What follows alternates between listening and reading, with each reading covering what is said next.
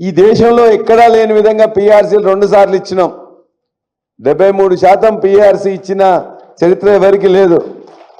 కేసీఆర్ గారి ప్రభుత్వమే దేశంలో ఉండే 29 రాష్ట్రాల్లో ప్రభుత్వ ఉద్యోగుల జీతభత్యాలు ఎక్కడ ఎక్కువ అంటే తెలంగాణలోనే. ఎవరిచ్చిందంటే కేసీఆర్ గారే.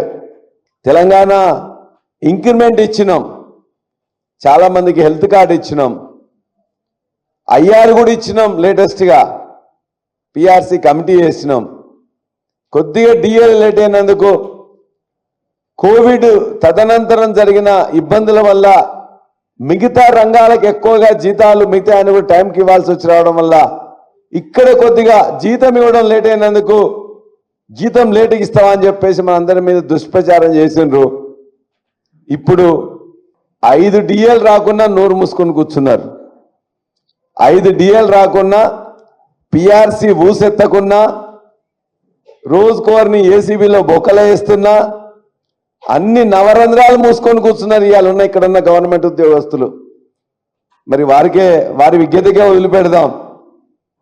ఎందుకు కేసీఆర్ గారు ఎక్కువ జీతం ఇస్తే ఎందుకు నచ్చలేదు?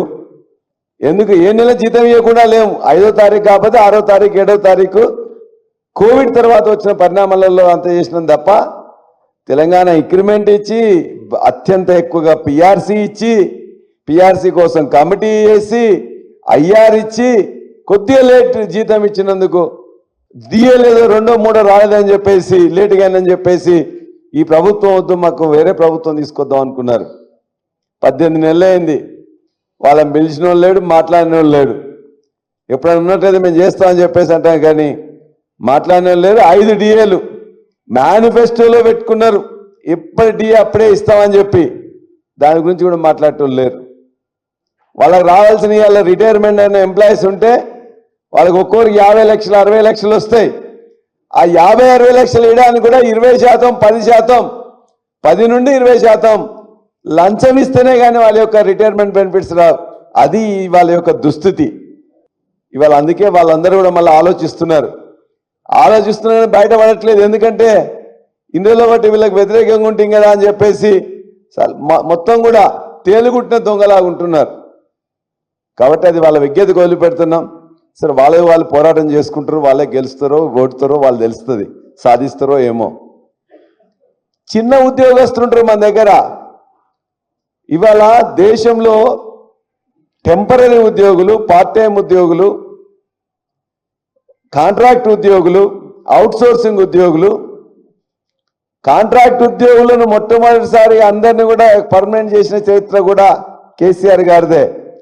విద్యారంగంలో junior college, degree college, polytechnic college, residential college, government మన మెడికల్ ఇన్స్టిట్యూషన్స్, మెడికల్ సంస్థలు అన్నిట్లలో కూడా పర్మనెంట్ చేసిండ్రు.